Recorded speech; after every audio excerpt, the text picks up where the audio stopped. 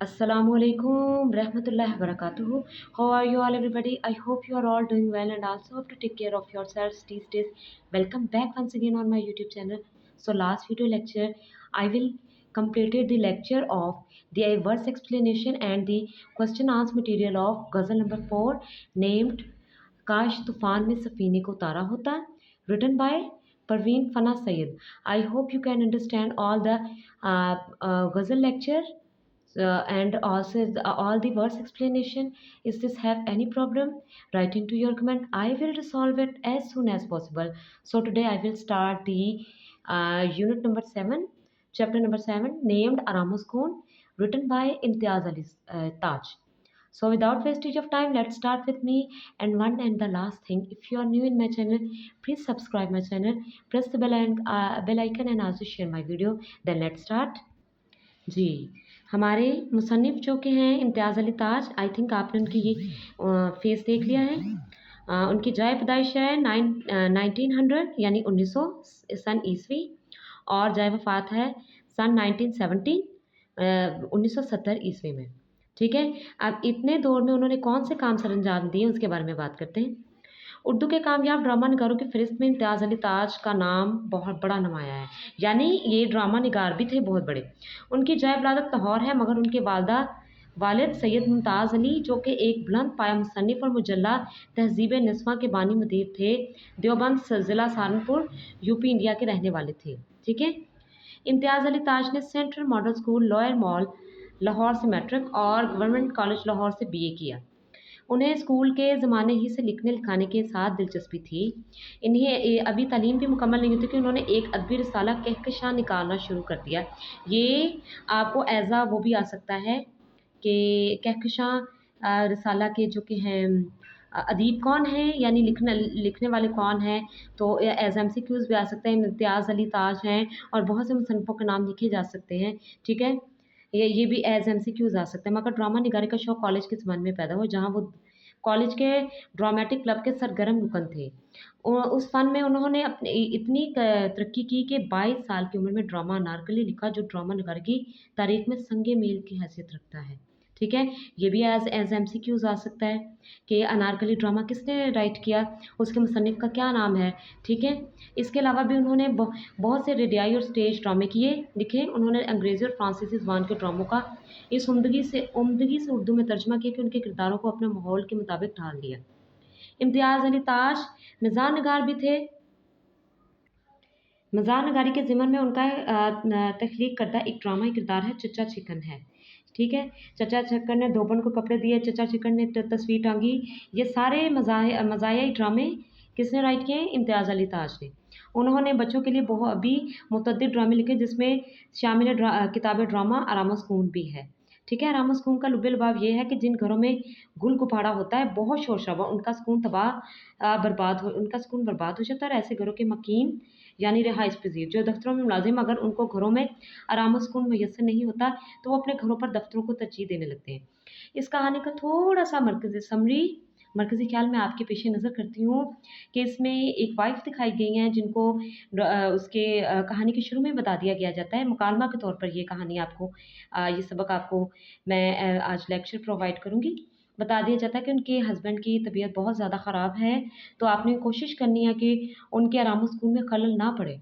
तो फिर आखिर ऐसा क्या बात हुई कि हस्बैंड को अपना घर यानी शौहर को अपना घर छोड़कर दफ़्तर जाना पड़ा, ठीक है? और किस वजह से जाना पड़ा, उसके बारे में मैं आज आपको एक्सप्लेन करती हूँ। सबसे पहले मकासद तदरीस, जो कि मेरे हर लेक्चर की सबसे इम्पोर्टेंट चीज़ है, उसके बारे में मैं आपको एक्सप्लेन करूँगी। तलबा को ड्रामा निगारी के फ़न से रोशनास करना, ऑलरेडी हम पढ़ चुके हैं। तलबा को बताना कि कहानी मुकालमों के ज़रिए कैसे आगे बढ़ती है। 3 तलबा को उर्दू ड्रामा निगारी में सैयद इम्तियाज़ अली ताज के मुकाम मर्तबा से आगाह करना, ऑलरेडी मैं उनके तारुफ में आपको बता चुकी हूँ। 4 तलबा को आगाह करना कि मज़ाहिया तहरीर या मुकालमे सादा ही क्यों ना हो, हंसे हंसाने की चीज़ नहीं, बल्कि बैनुल-सतूर कोई मकसद या पैगाम भी पोशीदा होता है। यानी इनके अंदर बैनुल-सतूर आपके लिए एक नसीहत होती है, ठीक है, कि आपको इससे क्या सीखना चाहिए। 5 आराम सुकून के ज़रिए तलबा के ज़हनों में ये बात बिठाना कि बीमार को आराम सुकून की ज़रूरत होती है और वो शोर-गुल से ज़िज आ जाता है, यानी तंग आ जाता है। तलबा को हरूफ की चंद इकसाम, साब के लाख की और मुकालमा नगारी के बारे में आगाह करना। ये जो कि मैं मश्क में लास्ट पे आपको करवाऊँगी। सबसे पहले मैं आपको पहले ही वज़ाहत कर चुकी हूँ कि ये सबक एज़ मुकालमा आपके सामने पेश किया जाएगा। अहम किरदार उसमें कौन से हैं? डॉक्टर, ठीक है? मौलिज, जो कि उसकी बेगम का शौहर है। बीवी बेगम अशफाक, मियाँ अशफाक, लल्लू घर का मुलाज़िम, फ़कीर, नन्ना और सक्का पानी देने वाला, ठीक है? मंज़र, इब्तदाई पस मंज़र भी कह सकते हैं, मंज़र भी। मियाँ अशफाक मरीज़ बीमार हैं और कमरे में बिस्तर पर लेटे हैं कि एक डॉक्टर इनका मुआयना कर चुकने के बाद उनकी बीवी को ताकीद करता है कि उनके आराम-ओ-सुकून का ख़्याल रखा जाए, ठीक है? अब बीवी किस तरह से उनके आराम-ओ-सुकून में खलल डालती है, उसके बारे में आपको मैं बताती हूँ। तो डियरेस्ट व्यूअर्स, जैसे कि आप जानते हैं कि मुकालमा बहुत ज़्यादा बड़ा है, तो मैं इसकी चंद एक जो कि दिलचस्प और मज़ाकिया बातें हैं, वो आपको वज़ाहत करूँगी, ठीक है? डॉक्टर: जी नहीं बेगम साहिबा, तरद्दुद की कोई बात नहीं, यानी इतने ज़्यादा बीमार नहीं, मैंने अच्छी तरह से मुआयना कर लिया, सिर्फ़ थकान की वजह से हरारत हो गई है, यानी जिस्म गर्म हो गया। इन दिनों आप शौहर गालिबन काम बहुत ज़्यादा करते हैं। बीवी: डॉक्टर साहब इन दिनों क्या, इनका हमेशा यही हाल है, सुबह 10 बजे दफ्तर जाकर शाम 7 बजे से पहले कभी वापस नहीं आते हैं। ठीक है? इससे पता चलता है कि घर में किस कदर शोर-ओ-गुल है कि एक इंसान सुबह का दफ्तर गया हुआ है, शाम के 7 बजे आता है, 10 बजे का। डॉक्टर: जभी तो मेरे ख़्याल में इन्हें दवा से ज़्यादा आराम-ओ-सुकून की ज़रूरत है। कारोबार की परेशानी और उलझनें भला अगर एक भी रोज़ आराम-ओ-सुकून से नहीं गुज़रा तो तबीयत इंशाअल्लाह बहाल हो जाएगी। डॉक्टर: हर रोज़ थोड़ा-थोड़ा वक़्त आराम-ओ-सुकून के लिए निकाला जाए तो फिर बीमार पड़कर बहुत ज़्यादा वक़्त निकालने की ज़रूरत पड़ जाती है। बीवी: ये बात तो आपने इन्हें अब भी समझाई, मैंने कहा सुन रहे हो, डॉक्टर साहब क्या कह रहे हैं? अब यहाँ से हमारी जो कि है मुकालमे में आता है, क्या वजह है? मियाँ: हूँ। डॉक्टर: जी हाँ, मैंने समझाकर अच्छी तरह ताकीद कर दिया कि दिन भर खामोश लेटे रहें। आगे से मैं यहाँ पर बताती हूँ कि पहला जो कि है शोरगुल कैसे हुआ। बीवी: फ़ीस मैं आपको भिजवा दूँगा। डॉक्टर: इसकी कोई बात नहीं, आ जाएगी। बीवी ऊँची आवाज़ से पुकारकर: अरे लल्लू, मैंने कहा डॉक्टर साहब का बैग बाहर कार में पहुँचा दीजिए। यानी सबसे पहले उसी ने ही उसके रामो-सुकून में खलल डाल दिया। डॉक्टर: एक बात अर्ज़ कर दूँ बेगम साहिबा, मरीज़ के कमरे में शोरगुल नहीं होना चाहिए। जी, डॉक्टर बार-बार उन्हें हदायत कर रहे हैं, उसके बावजूद भी सबसे पहले उसने ऊँची आवाज़ में अपने नौकर को कहा है कि जाओ डॉक्टर का सामान भिजवा दो।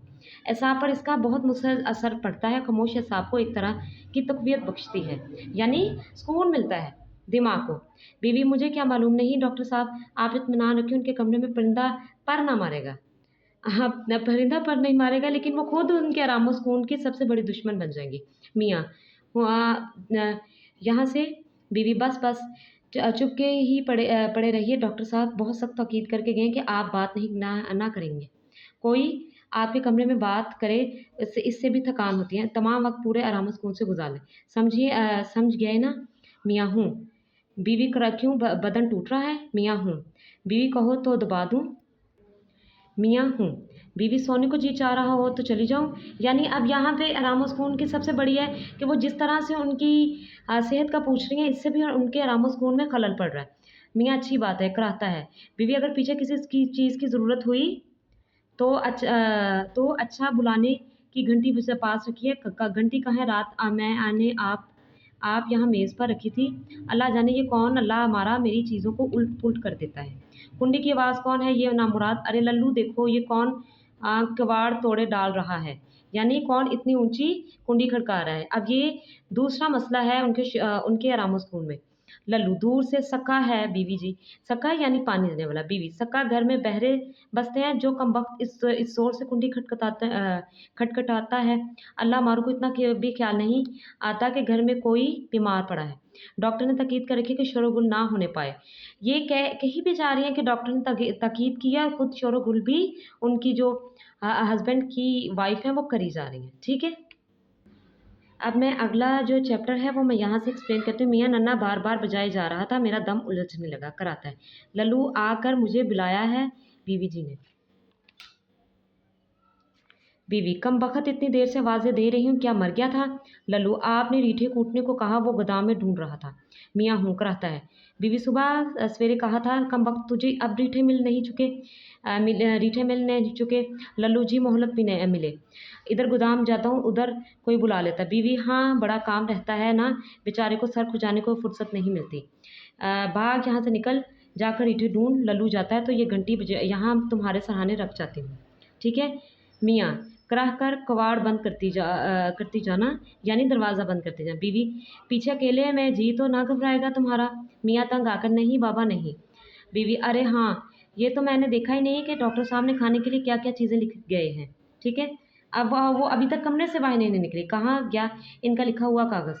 ये लो, ये नीचे पड़ा हुआ है। अभी कहीं कूड़े में चला जाता तो माल्टेड मिल्क, नारंगी का रस, साबूदाने की खीर, क्या तैयार करूँ इस वक़्त के लिए? मियाँ, जो जी चाहे। बीवी, इसमें मेरे जी चाहने का क्या सवाल है? खाना आपको है या मुझे? मियाँ, साबूदाना बना देना थोड़ा-सा। बीवी, अच्छा बस इससे क्या बनेगा? यखनी पी लेते थोड़ी-सी, चूज़े की यखनी बनवा देती हूँ, मुफ़्वी चीज़ है, यानी मुफ़्वी फ़ायदेमंद। अब देखिए इस बारे में कि वो हर चीज़ पूछी जा रही है लेकिन काम कोई नहीं कर रही है, ठीक है? मियाँ, ओहो! बीवी, तो फिर क्यों यूँ करती हूँ, सहन में बच्चा पट-पट गाड़ी चलाने लगा, यानी अब बच्चे का शोर शुरू हो गया। मियाँ, अरे भाई ये क्या खटपट शुरू हो गई? बीवी, नन्हा है आपका, ईद के रोज़ मेले में से ये खिलौना गाड़ी लेकर आया था, ना इस कमबख्त का दिल इससे बढ़ता और ना वो कमबख्त टूटती। अरे मैंने कहा नन्हे नहीं मानेगा ना, नामुराद छोड़ो इस अपनी पटपट को, जब देखो लिए लिए फिर रहा है। साहबज़ादे का दिल किस तरह पुर होने ही में नहीं आता। चूल्हे में झोंक दूँगी इस कमबख्त को, इतना ख़्याल भी नहीं आता अब्बा बीमार पड़े हैं, ठीक है? अब यहाँ से आप लोगों ने अच्छे तरीके से रीडिंग कर लेनी है। आगे से मैं आपको बताती हूँ। जी, यहाँ पर आ जाए बीवी, तौबा तौबा। लेटो-लेटो मैं ज़रा गोदाम में चली गई थी, लल्लू को रीठे निकाल कर दे रही थी, भला क्यों था हमसाये के यहाँ गाना शुरू होता गया। अब यहाँ से उनकी बीमारी की सबसे बड़ी वजह क्या बना है कि हमसाये ने एक बसूरी सी आवाज़ में हारमोनियम बजाना शुरू कर दिया, जिसकी वजह से उनके आराम में खलल पड़ गया, ठीक है? तो ये रीडिंग कर लीजिएगा, ये आपको समझ में आ जाएगा। लास्ट पे मैं इसका आखिरी पैराग्राफ की लाइन्स कर देती हूँ। बीवी, अभी हुआ जाता है ख़त्म। स्कूल में एक फ़कीर की आवाज़ भी शामिल हो जाती है। अब सबसे पहले बीवी की खुद की आवाज़, फिर नौकर की आवाज़, उसका चिल्लाना, फिर बच्चे के रोने की आवाज़, फिर फ़ोन की आवाज़ और फिर उसके पानी वाले की आवाज़, फिर पड़ोसी की आवाज़ और लास्ट के एट द एंड फ़कीर की आवाज़। हाँ, हाँ, बाल बच्चे की खैर, राहे मौला कुछ मिल जाए फ़कीर को मियाँ, कराह कर बस इसकी ही कसर रह गई थी। बीवी, तो अब मैं तो उसे बुलाकर नहीं ना लाई। मियाँ, अरे तू खुदा के लिए इसे रुख़सत कराओ। लल्लू, ओ लल्लू, अरे लल्लू, लल्लू हावन दस्ते में रीठे कूटने शुरू कर देता है, यानी वो लोहे का जो हावन दस्ता होता है ना उसमें। बेसुरे गाने, बच्चे के रोने, फ़कीर की सदा और हावन दस्ते की धमक शामिल हो जाती है। ऑलरेडी मैं ऊपर आपको एक्सप्लेन कर चुकी हूँ। बीवी, मियाँ, जल्दी-जल्दी कराता हुआ घबरा कर उठ बैठता है, मेरी टोपी और शेरवानी देना। बीवी, टोपी और शेरवानी? मियाँ, हाँ, मैं दफ़्तर जा रहा हूँ, अभी दफ़्तर जा रहा हूँ। बीवी, है वो क्यों? मियाँ, आराम सुकून के लिए। सो ये थी हमारी आज की कहानी, सॉरी सबक, ठीक है? मुकालमे की सूरत में। इसे अच्छे तरीके से पढ़ लीजिएगा, ठीक है? और इसमें कोई आपको मसला हो तो मुझे बता दीजिएगा। अपना ख़्याल रखिएगा, अगली वीडियो में आपसे मुलाकात होगी। शुक्रिया, अल्लाह हाफ़िज़।